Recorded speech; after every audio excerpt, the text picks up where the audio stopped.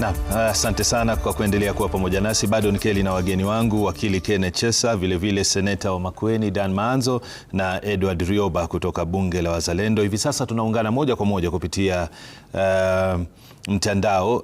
Mheshimiwa Engoko Clive ni mbunge kutoka Kitutu Masaba na pia ni mmoja wa wanakamati ya elimu katika bunge la kitaifa. Mheshimiwa Engoko, karibu sana. Nafikiri pengine unaweza kutusikia kwa njia safi kutokea Kitutu Masaba. Pengine tueleze changamoto ambazo tunashuhudia sasa hivi katika sekta ya elimu zimetokana na nini, na je, ni masuala ambayo mnayapigia darubini kwa karibu hivi sasa ama namna gani? Asante sana Nimrod. Kwanza ningependa kusema kwamba changamoto ambazo tunaziona katika taifa la Kenya kwenye sekta ya elimu ni changamoto ambazo sio geni, na ni changamoto ambazo zinaletwa kwa mpangilio mbaya katika kuweka rasilimali katika sekta ya elimu. Ukiona kwamba hii mambo ya kuingia kwa grade 10 ambayo tulishuhudia huu mwaka ni kwamba hatukuwa tumejitayarisha vizuri. Tulikuwa tunajua grade 10 inafika, lakini kulikuwa na ukosefu wa mpangilio. Hela katika hiyo sekta haijatengwa ambayo inatosha kufanya yale yote ambayo tunapanga kufanya.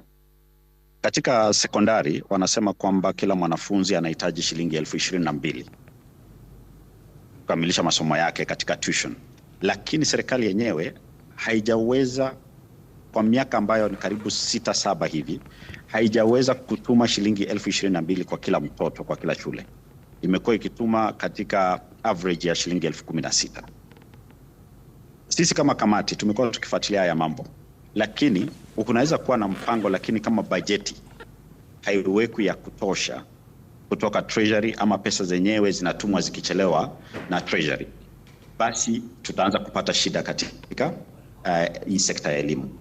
Vile tunazungumza sasa hivi ni kwamba hata zile vitabu za grade 10 ambazo hao watoto wanafaa kutumia katika hii CBE ambayo ni system geni katika sekondari, vitabu havijafika kwenye mashule, lakini watoto wako shuleni.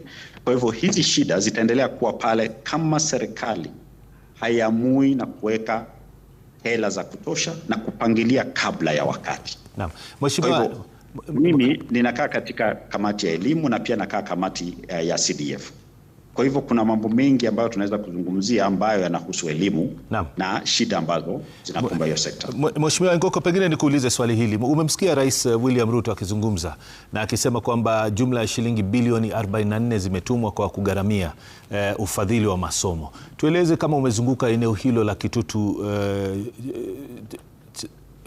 eneo lako, uweze kutueleza iwapo fedha hizo zimefika kweli katika shule na ni kiwango gani, kwa sababu mpaka sasa hivi kuna semi za atiati.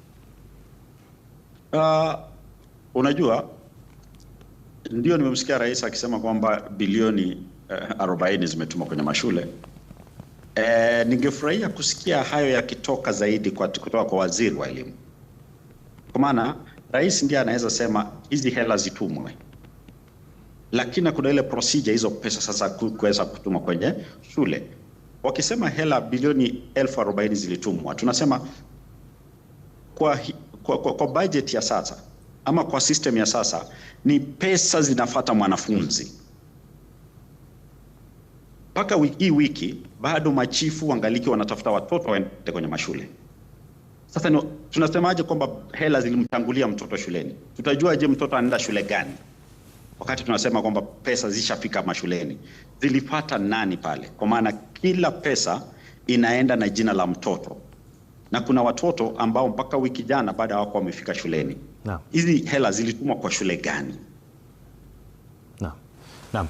Mheshimiwa, asante. Maswali mazuri hayo. Pengine usalie kidogo, bado tutarejea kwako kwa maswali mengine. Lakini seneta, kama anavyozungumza Mheshimiwa Engoko, ni kwamba ndio matatizo ni makubwa, ni changamoto ambazo zinaonekana kama alivyogusia, kama si vifaa, tatizo la hata vitabu kuchapishwa kwa wakati inakuwa ni vigumu kwa taifa hili. Sasa swali la kujiuliza ni je, tumegutukia kwamba tuna elimu fulani, tuna mtaala fulani, na kwamba sasa hivi ndio tunahitaji kuwa na vitu ambavyo vinahitajika. Mbona hatukuvitanguliza mapema? Kwa sababu ikiwa mpaka kufikia sasa kulikuwa kunasemekana vitabu bado havijafika.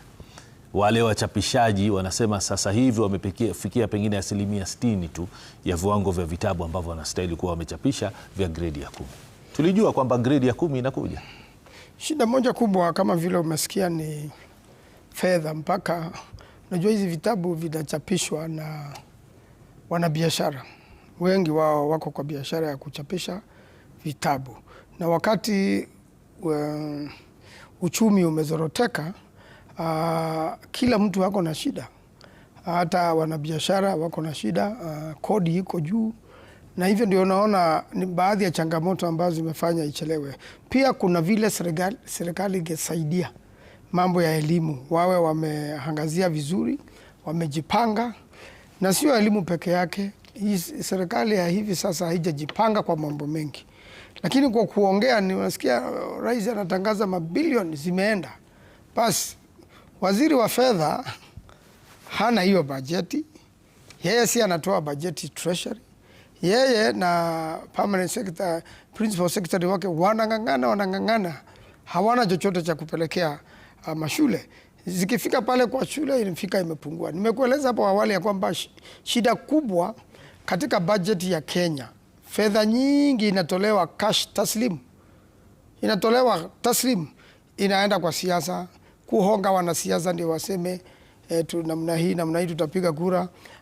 Wanasiasa wako na pesa wanabeba, wale wako serikalini wako na pesa wamepewa. Kila wakati wakienda mikutano State House wanatoka hapo na pesa. Imetoka kwa bajeti gani? Imetoka kwa bajeti ya elimu. Ama wizara zingine imeporwa kila pahali kwa wizara. Kwa hivyo ni uendeshaji mbaya wa serikali. Nchi ambayo iko na serikali inaendeshwa na watu waaminifu, watu hawana uongo, watu wanafanya vile mambo inafaa kufanya. Inaendelea vyema. Na shida ni kwa mpiga kura.